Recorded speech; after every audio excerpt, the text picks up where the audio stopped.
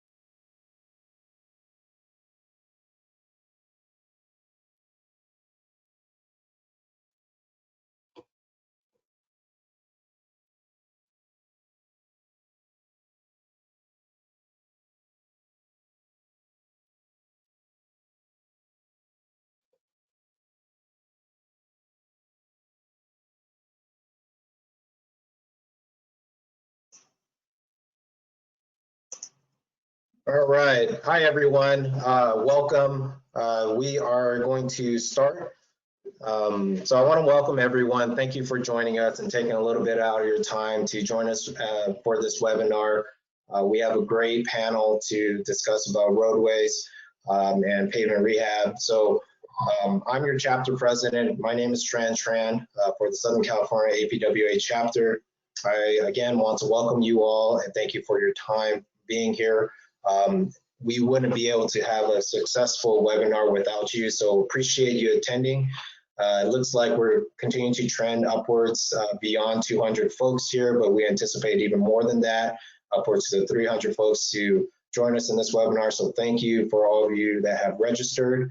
For those questions that you have in regards to if the PDF is going to be provided or the PowerPoint, we certainly will. I provided a link to in the chat window if you wanted to take a look at it. We share everything through our LinkedIn account, so please follow us. We not only will be recording this, but we'll be providing that and pushing that out on our LinkedIn social media account. So please follow us. You'll get more information at that point in time. With every meeting, we typically start with the Pledge of Allegiance. So if you can, please stand and go through the Pledge of Allegiance. All right? Ready? Begin. I pledge allegiance to the flag of the United States of America and to the republic for which it stands, one nation, under God, indivisible, with liberty and justice for all.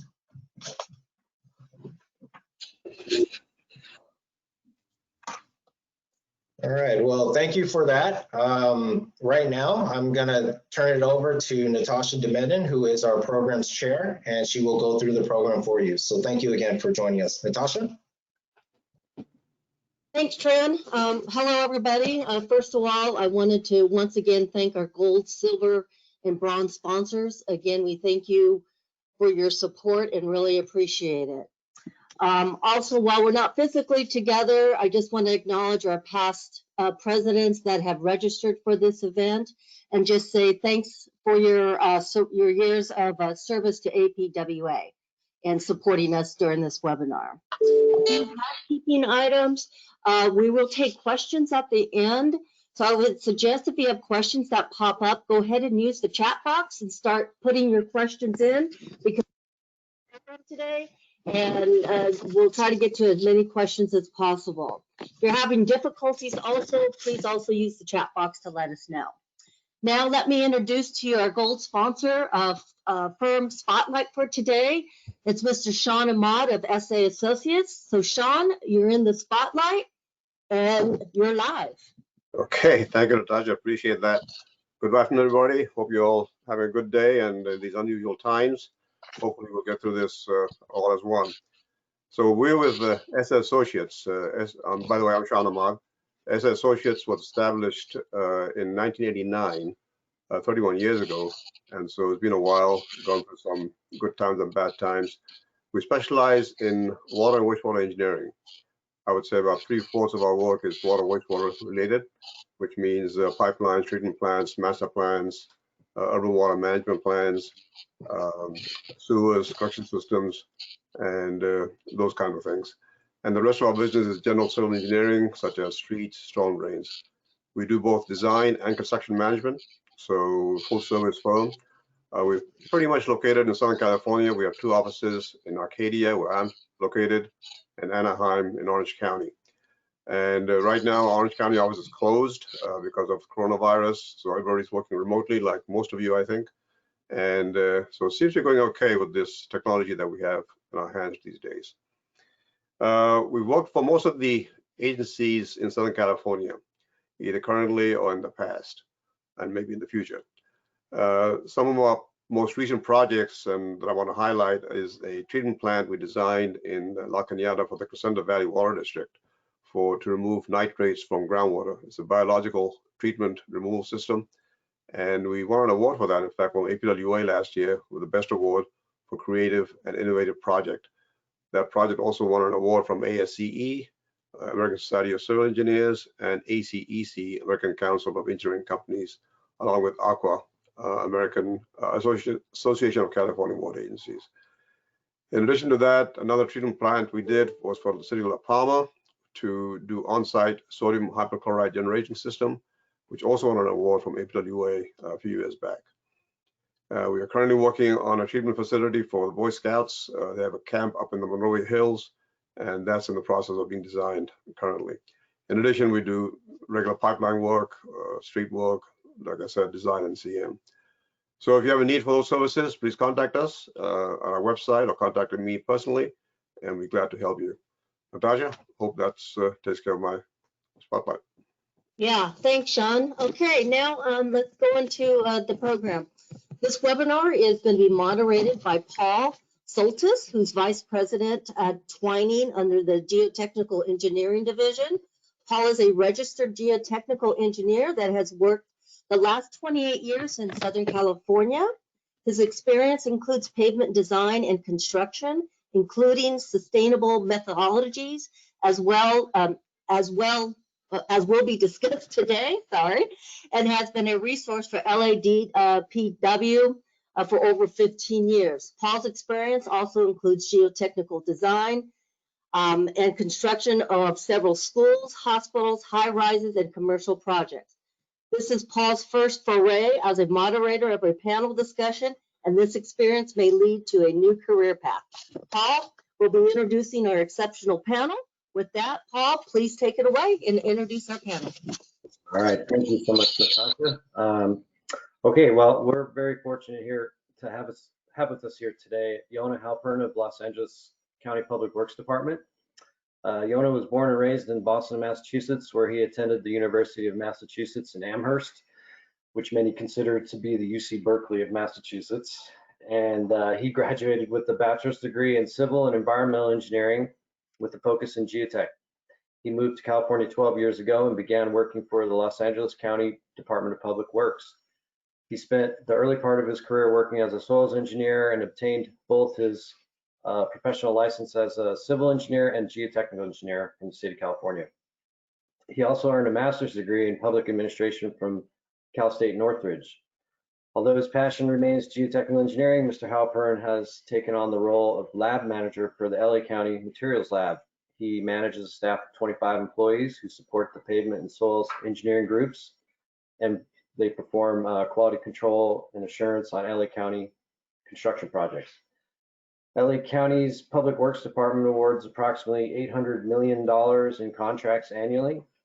And an interesting fact about Yona is that he enjoys traveling and hiking. He completed a 2-week trek to the base camp of Mount Everest in Nepal last spring. Wow. All right, and also we got Dr. Amir Gavibazu, and he's with Twining. Amir earned his bachelor's degree in Iran and then earned his PhD in asphalt engineering from North Dakota State University in Fargo.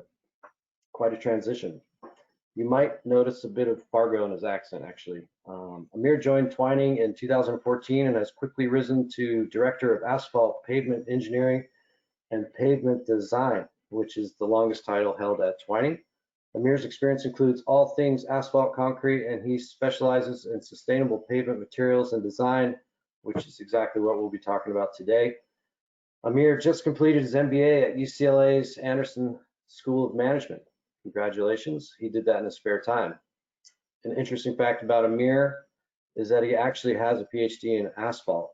Who has that?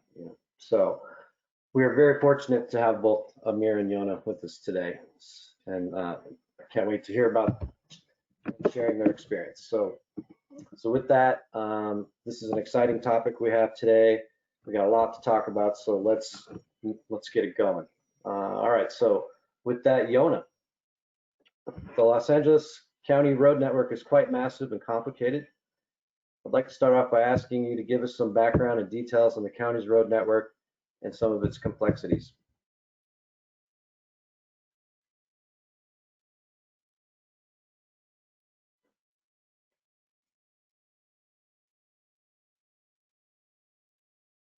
Yona, can't hear you. All right. Yona, can you hear us? Apparently not.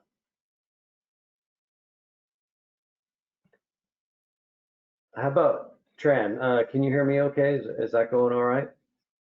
Yeah, Paul, that's perfectly fine. Yona, if you don't mind, I think you have to click the unmute button. Sorry for the technical difficulties, everyone.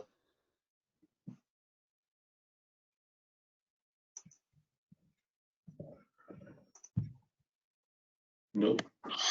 Interesting. There you go. Can you hear me now? There you go. Thank you. Sorry about that, everyone. So My apology for the delay. no worries. You got the Thank you. question? Repeat it. I got the question. You want to know about LA County roads, and I'm glad to tell you about them. LA County encompasses a land area of nearly 4,000 square miles. We have a population of almost over 10 million people, excuse me. We do maintain the largest road network of any county in the state. It is a complex network. Our roadways are very diverse, just like our communities. They include high elevation mountain roads in the San Gabriel Mountains, coastal roads in Malibu and the Santa Monica Mountains, desert roads in the North County area, and urban roads in the LA Basin. We do maintain 7,300 lane miles of pavement, as you can see here on the screen. Our PCI is 66, which is considered fair. I'll tell you a little bit more later about why that number doesn't tell the whole story of our pavement condition. We do have 45% majors in our network, 55% locals. Most of our locals are in urban environments. We have 4 maintenance districts and 5 supervisory districts. And we estimate the roadway area is about 572 million square feet, which is equivalent of almost 10,000 football fields. The pavement surface type we have is predominantly flexible and asphalt concrete, and our network can geographically split into 2 main regions, the north and the south. Get the next slide, please.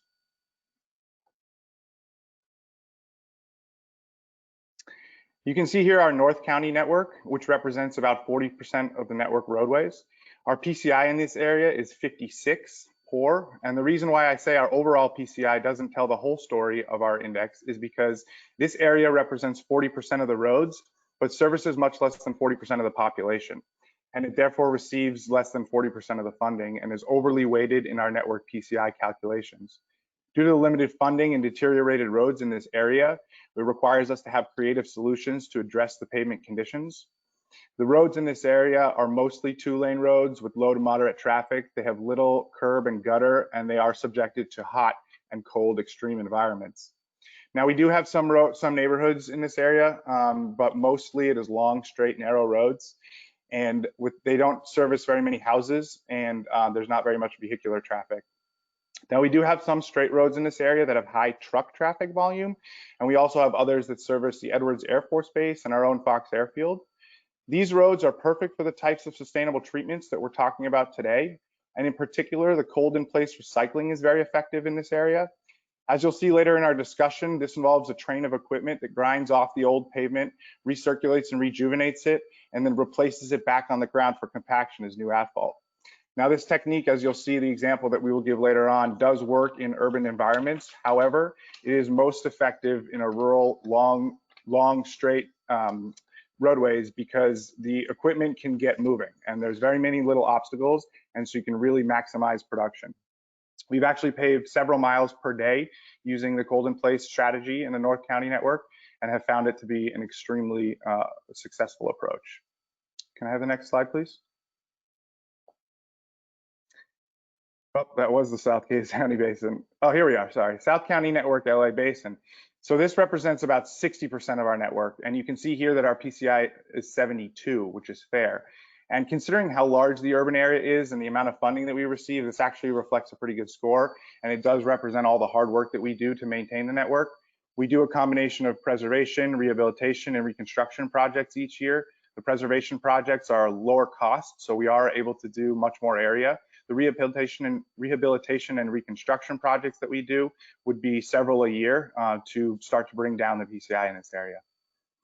The type of treatment that we select will depend on where the road falls on the pavement life cycle curve, and that determines what construction we're going to do.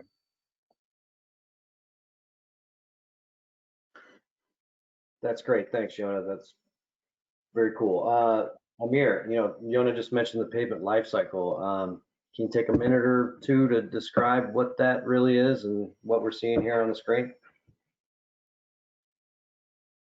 Yeah, thanks for that. Thanks Yona, for the background on LA County. That is amazing network that you have, guys, and amazing work you do there to keep that up and running. Regarding to the pavement, pavements usually have a certain life cycle. Like we have two major different roads. We call it flexible pavement and rigid pavement, which is asphalt concrete and Portland cement concrete. Typically, when we design asphalt pavements, we design them for 20 years, and then if it is concrete, Portland cement concrete, we design them for 30 or 40 years, depending on the application. Now, here I'm discussing an asphalt because it's more related to our topic today, but generally, pavements are following a scarf shape that represents the performance of pavement throughout of its life.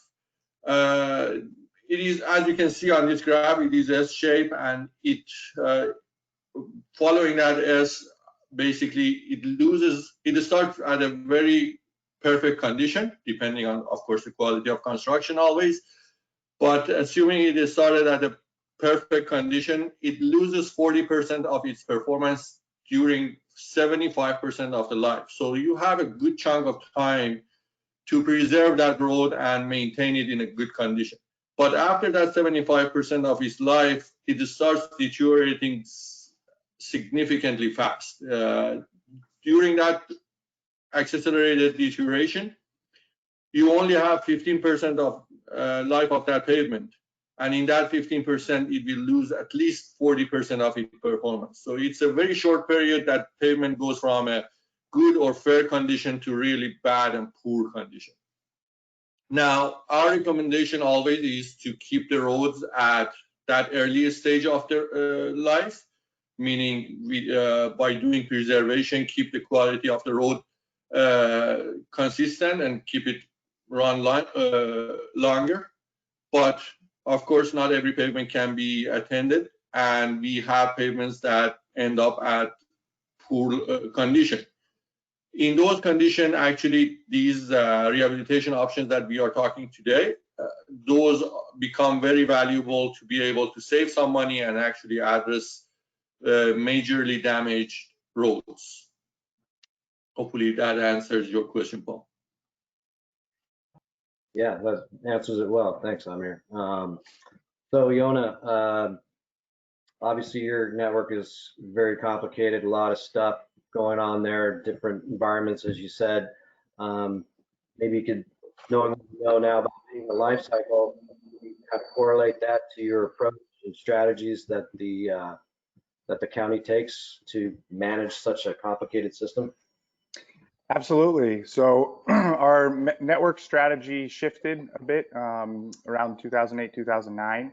California legislature passed AB 32 in 2006, requiring local agencies to take proactive steps to reduce greenhouse gases. Similarly, with the economy crash in 2008, we were facing increased budgetary constraints. So we recognize the need for a change at this time. The previous strategy of removing all of the existing asphalt, transporting it to a landfill, and then replacing it with brand new asphalt was no longer sustainable. Like I mentioned, we started recognizing a need for change and looking for more effective ways to maintain our roads with a sustainable strategy. When we talk about sustainability, we ask, what is sustainability? And it has three main pillars, and that would be economic, environmental, and social. So we were looking for a new approach that was fiscally responsible, environmentally conscious, and socially aware. And that's when we began outreach into the private sector.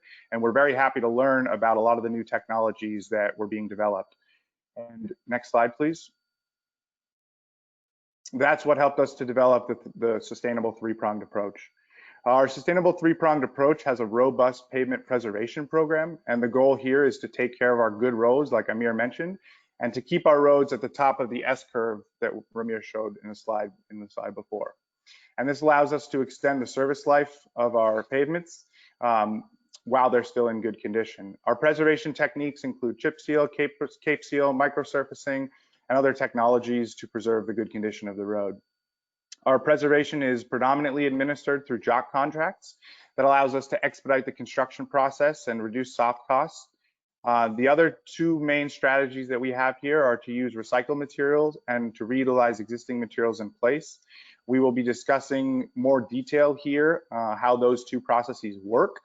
I will say overall, our three strategies work together. There are different tools in the toolbox for us, and they allow us to do different treatments for different conditions of roadways. It also allows us to quantify the amount of recycled materials that we have, as well as the sustainable benefits that we're getting from these projects. Next slide, please.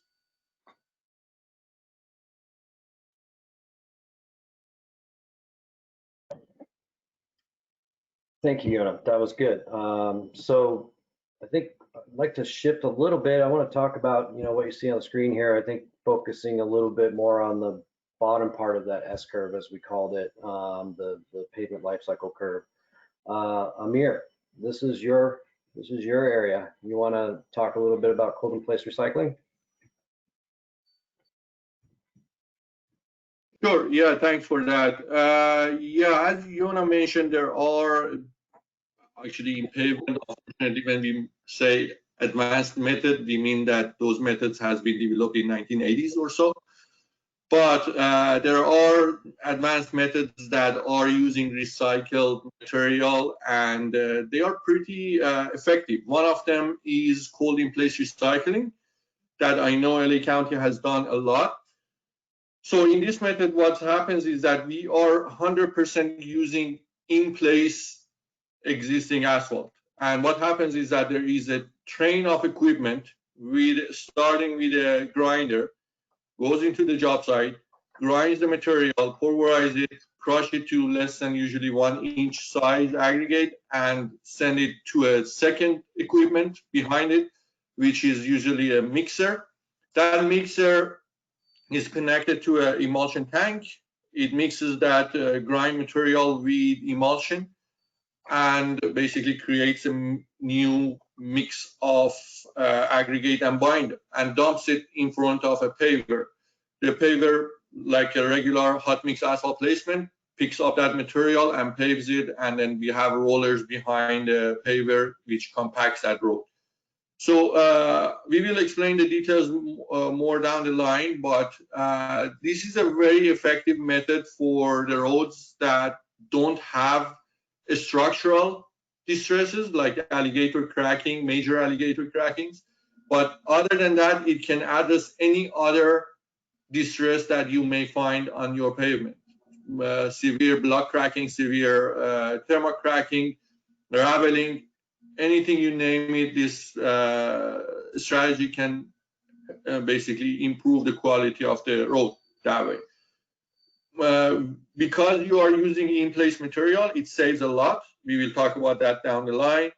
And one thing that the cities always forget is that cities and residential streets are not built to carry those huge dump trucks. And when you do reconstruction on one street, when you do a lot of excavation, import, export of material, lots of those dump trucks are passing other residential streets. So they are destroying those roads to construct a new road down the line.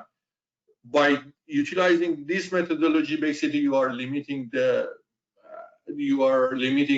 impact on other streets as well.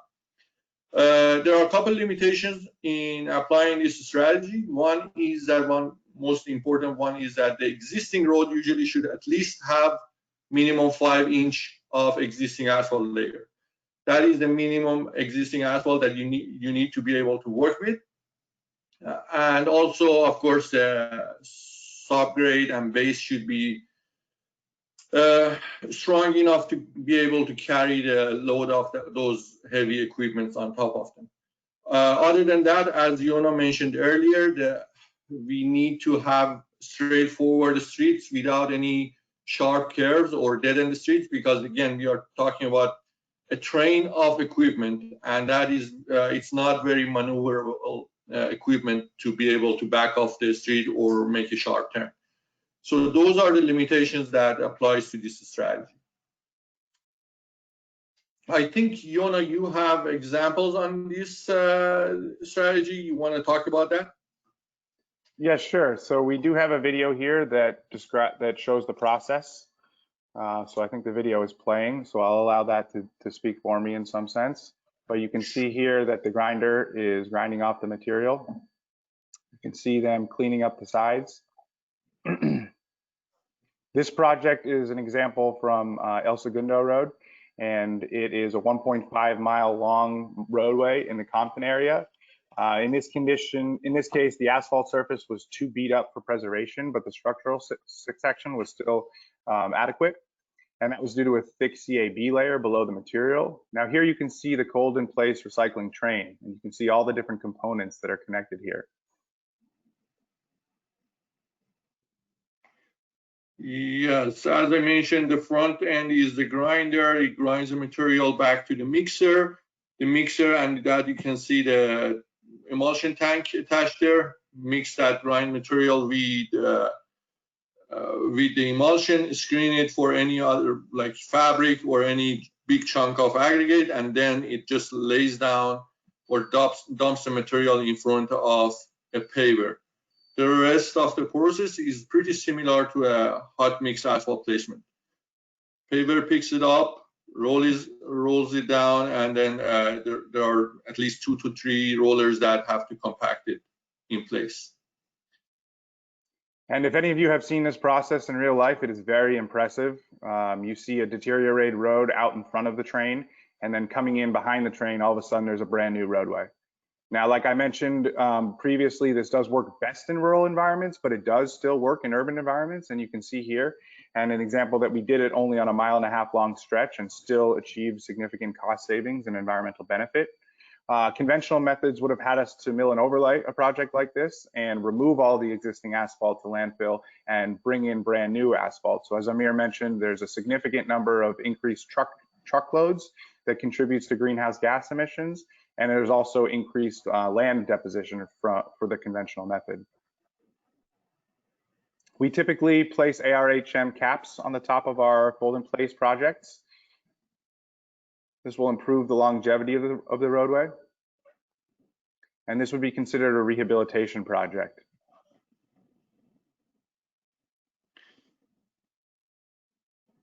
Yeah, as Yona mentioned, it is very important to note that this cold in place recycling doesn't have shearing load resistance.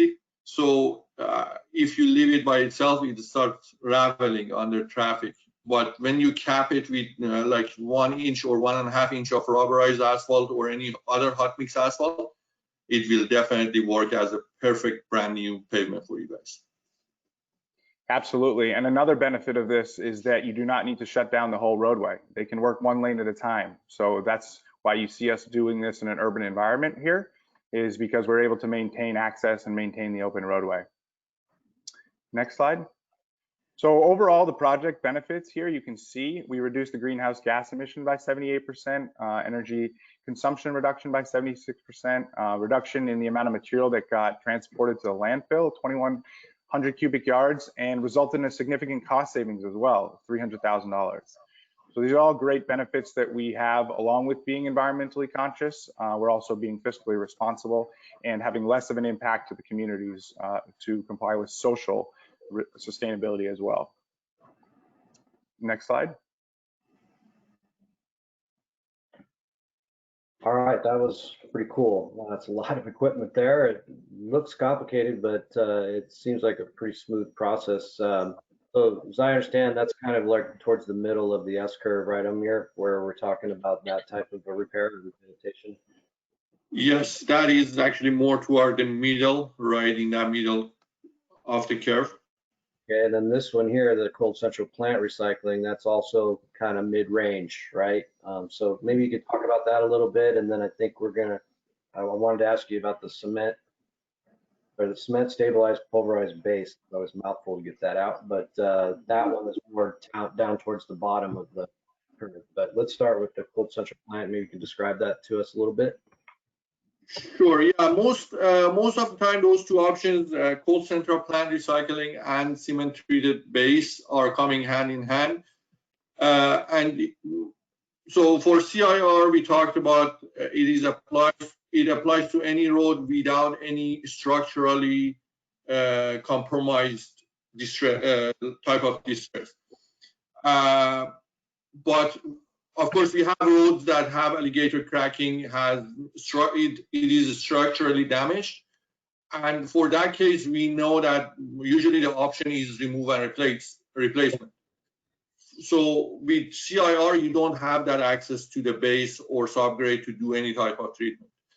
But there is the other option, which is called central plant, which gives the option to the owners and agencies to basically expose the base and subgrade and do any sort of treatment on them. I know LA County, for instance, most of the time, 90% of the time, does cold central plant recycling with cement treated base.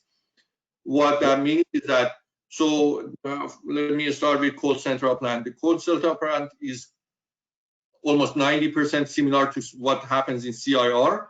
The only difference is that in CIR case, when the grinder grinds the material, it dumps it in a mixing machine right in place, and that material is being mixed right there behind the grinder. But in this case, the contractor will remove all the existing AC and take it to a temporarily established plant close to the project site. While doing that, they are exposing the subgrade and base, so the agency and owner has time to do anything on those materials. In the meanwhile, the mixing and crushing the aggregate and mixing it with emulsion is happening in that temporary plant, and that is why it is called cold central plant recycling. The rest of the things is exactly like CIR. Because you are not dealing with that train of equipment, it is more flexible. It can apply basically almost to any type of road, because again, we are talking about a grinder and a truck behind it.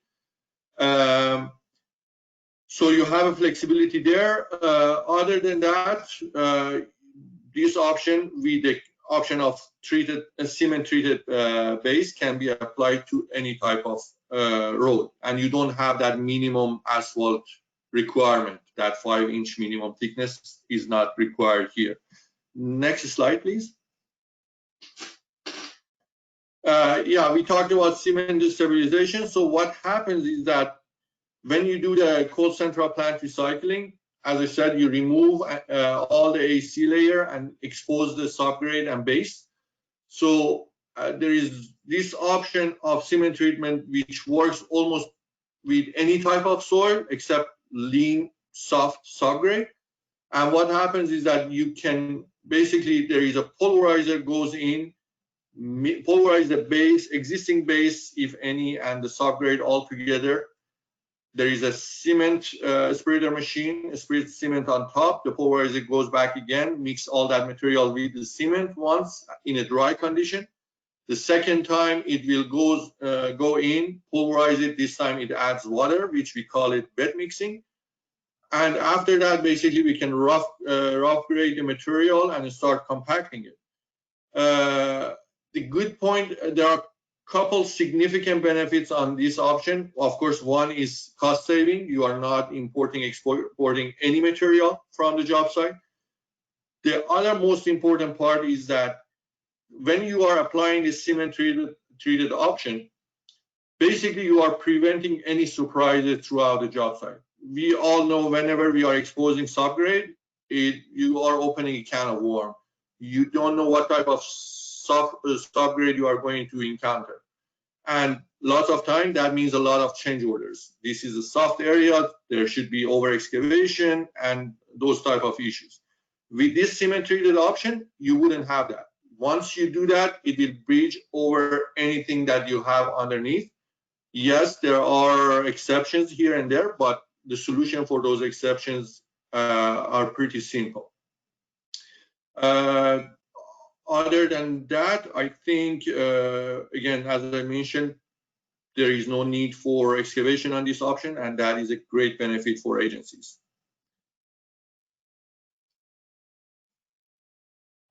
Thanks, Amir.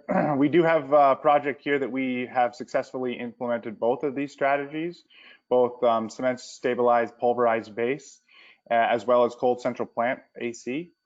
Like Amir mentioned, this strategy has been very effective for us in improving and reconstructing roads that fall on the bottom of the S-curve that we were talking about earlier.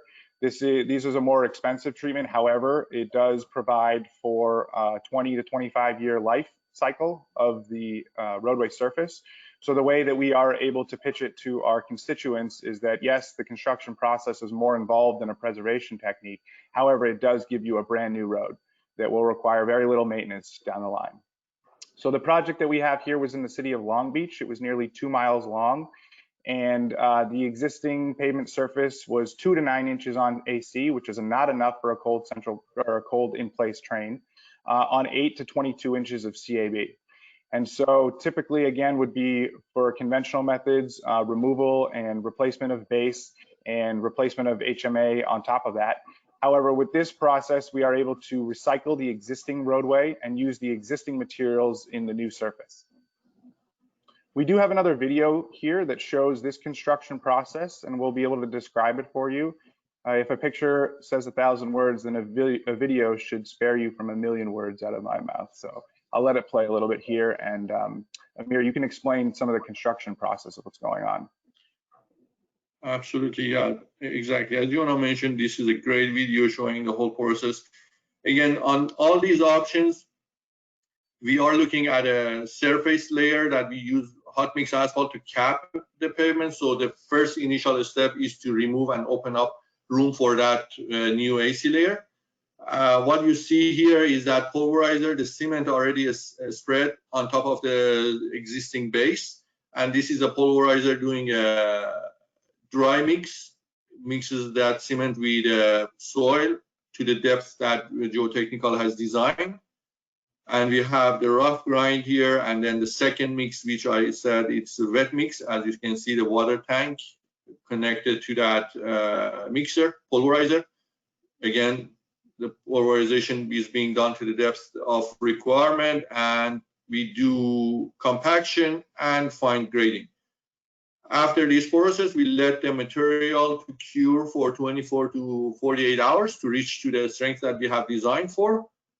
And after that, one more step is to do micro cracking on top of the surface to prevent any shrinkage crack to happen. And after that micro cracking, the surface is pretty ready for any sort of surface layer. Now it can be central plant or it can be hot mix asphalt. Here they have central plant mix that is being transported to the job site. And this is, I believe, yeah, this is a cold recycled mix that is being placed right now.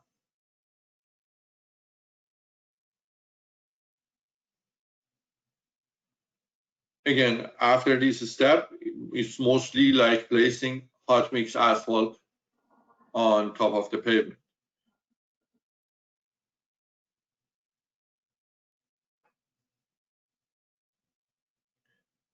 Usually we have a tack coating process before the final cap, and this is rubberized.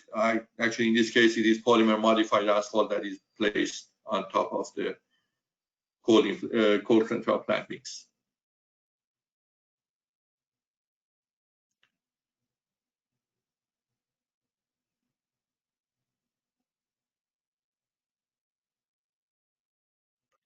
Wow. Thanks, guys. That was great. Thank you, Amir. Absolutely. I think the next slide here shows some of our benefits of this project as well. So you can see here significant greenhouse gas and energy consumption reductions, major landfill reduction quantity, and that's due to the CSPB component of this project. And similarly, the CSPB provides a major cost savings of nearly $3.2 million, and that's compared to conventional process. Yeah, that's pretty cool. Yona, you hit on some costs. Amir, maybe you can elaborate a little bit on a lot of equipment we're seeing on the screen there. Those trains, it's a lot of manpower, equipment. So that explain how that cost is, how it compares to like a conventional type of overlay, for example. Sure. Yeah, as you mentioned, there is a lot of equipment involved in these processes, and that adds up to the mobilization cost that applies to any size of project. that is limiting the minimum size of those type of projects. We usually look at minimum 1 lane mile of road for cold in place recycling to make it justifiable for regarding to the cost saving. Other than that, like if you want to compare the unit price of each of those material, I have created this table that you have in front of you. You can see, like, using cold in place recycling or cold central plant recycling, the unit price of those items comparing to like conventional hot mix asphalt, we are talking about at least 30 to 40% saving. And then of course there is a lot of saving using cement treated base or cement stabilized pulverized base, as they call it in the specifications. This is just for your use and having a sense of how they compare unit price wise, but there is a lot other than cost in using these options.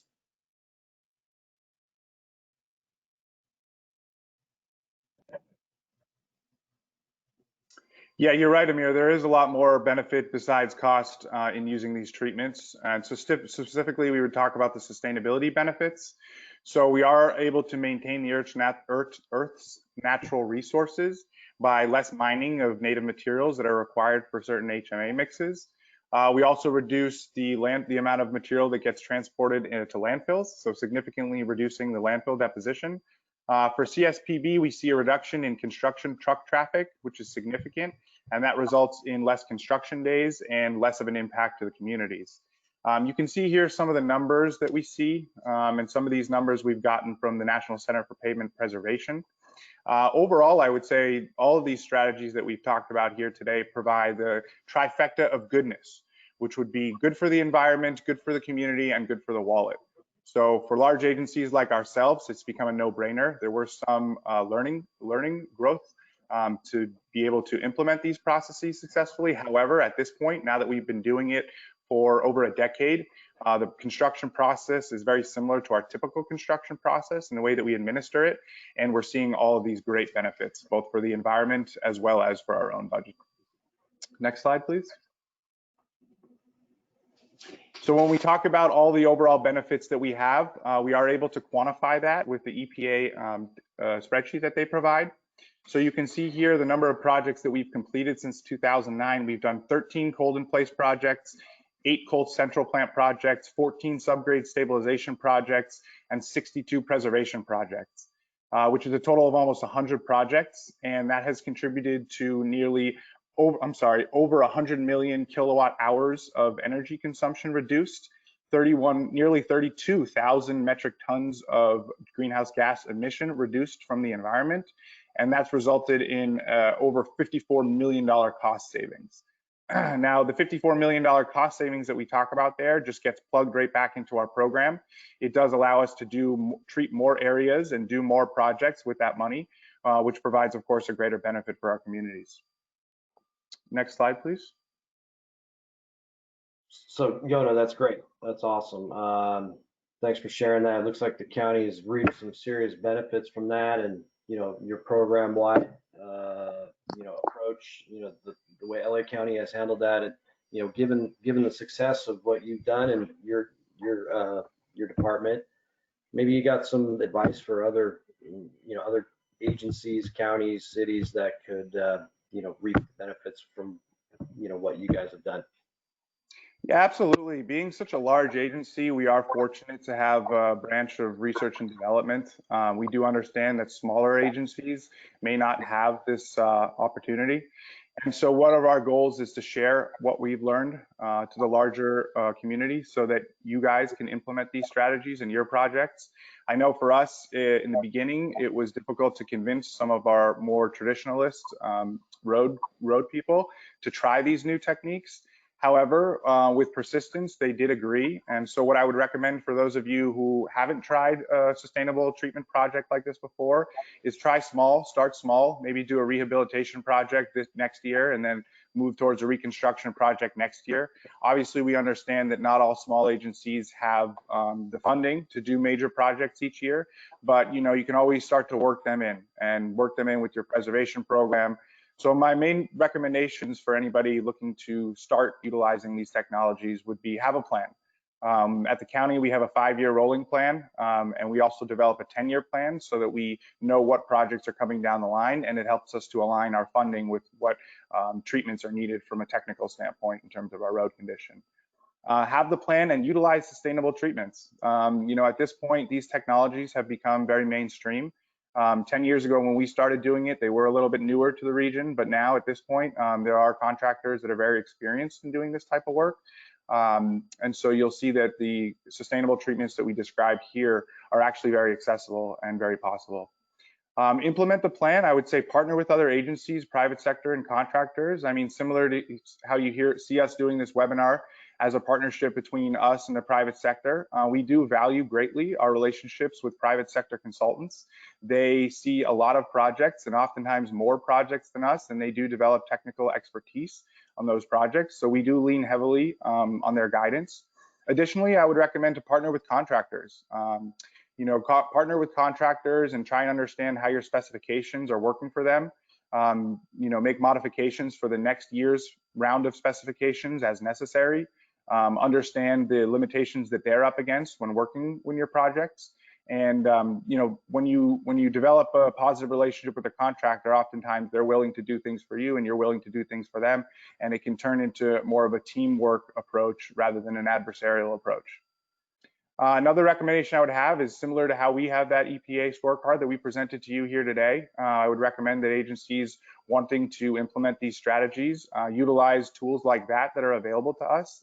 It does help you to, for lack of a better word, market the strategies to maybe senior engineers or senior management, as well as oftentimes to the board. Showing the environmental benefits from these projects is often a major sell for the political branches of engineering. And in implementing the plan, don't be afraid to learn from mistakes and modify the mistakes. Of course, when we first started to do this, it wasn't perfect, but we modified our mistakes and learned from our mistakes and modified our specifications and modified our processes, and we've gotten it to a pretty seamless process now. The small amount of change orders and issues that we've dealt with during construction have resulted in major benefits now. And so I would say the growing pains that you experience in the beginning of these processes are greatly outweighed by the benefits once you have achieved successful implementation. And lastly, I would say share and learn from others. So similar here, how we are presenting LA County's approach and how we have successfully implemented these treatments, I would encourage all of you to become ambassadors to sustainable treatments as well. LA County, as a leader in the region, maintaining the largest roadway network of any county in the state, we are forced to be leaders, and we accept this and appreciate this opportunity. It's a goal of ours to be a regional leader in infrastructure development within the region. And so one of the ways that we share and learn from others is we actually host a roundtable event. And at the roundtable event, we invite the 10 Southern California counties to come and share lessons learned.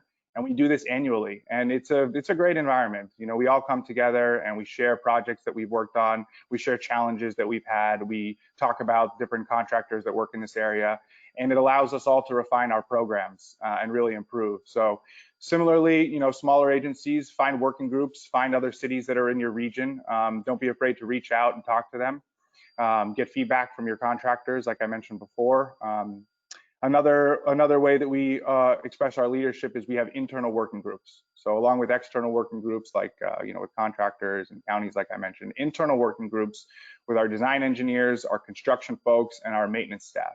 And those internal groups allow us to streamline the construction process, significantly reduce soft costs, and talk about the issues, and deliver more roadway miles as a result of these streamlined groups. Real good, Yona. Thank you very much. We're almost out of time here. Wanted to leave a little bit for questions from the audience, perhaps. There's our contact information. You can reach out to any of us. So, Tran, I'm going to turn it back over to you. Great. Thank you, everyone, for the presentation. It was excellent. And we do have some questions, one mainly being about specifications, as far as what you showed today and the rehab options that was shown, what specs are you guys using for your projects? So we've developed specification booklet. We have a JOC sustainable treatment booklet that we utilized this season for the first time. It was very effective in delivering projects. We also use Green Book specifications. That's the typical standard county construction project. There's many references and resources for specifications. If people have specific projects that they want assistance on, they can feel free to contact me below, and I'd be glad to share what we've learned. One other thing I'll mention here is that we do see these sustainable treatments not as a zero-sum game, but rather that the more projects that are being done by other agencies, actually the better for all of us, because all of us, the more jobs that are out there, the more contractors that will purchase the equipment, the more contractors that will be capable of doing this type of construction, which will drive down the cost for all of us. And so not only does the cost drive down for all of us the more that we start using these processes, but also the benefit for the environment goes up. So, we want everybody to start using it. We consider ourselves leaders in the subject, and we are glad to share, documents, specifications, any other details that are needed for implementation, Tran. Perfect. I'm sure everyone appreciates that that's on the line right now or viewing this. So feel free to reach out. Yona already expressed that, so all of you could email him today, all 200 and something of you guys. But there's a couple more questions specifically relating to the CIR and just the pavement rehabs. There's a lot of utilities obviously in the road. In the pictures and the video that we've shown and discussion, can you elaborate more on how you work around these utilities, the manholes and things of that nature while doing these types of projects? What do you do? Sure. I mean, we do pothole. Our most significant utility concern would be laterals that are only buried at shallow depths. And so we certainly do need to clear the road for utilities. Utilities can sometimes be an obstruction for a CSPV process if they are too shallow in the roadway. And that is another reason that I mentioned that some of these treatments, like for example, the cold in-place recycling train, is best for rural environments where there's really no obstacles at all. But regarding utilities in the roadway for Cold Central plant, they can excavate around that and mill out the asphalt around it, and then replacing it just similar to a typical HMA process. Amir, did you have anything to add to that? Yeah, it's again basically imagine these processes are pretty much like any reconstruction project. Like imagine if you are grinding the asphalt and you hit a manhole.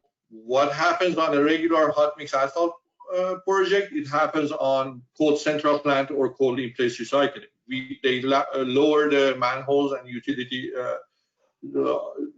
areas basically. And you mentioned a great point about cement treated soil and having shallow underground utilities. Actually, it is both ways. Yes, if it is pretty shallow and we cannot do anything about it, then maybe it's not an option or the utilities should be lowered. But the one advantage that we have found about cement treated soil is that because of the nature of it, in our geotechnical design, we have had projects that we have done exploration and the city already knows that the utilities are shallow, let's say 2 feet or 1.5 feet. So what we do, we design the road and we add more strength to the cement treated base. Like typically based on Green Book, we go for 300 or 400 PSI. But if needed, we can improve that PSI to, let's say, 700.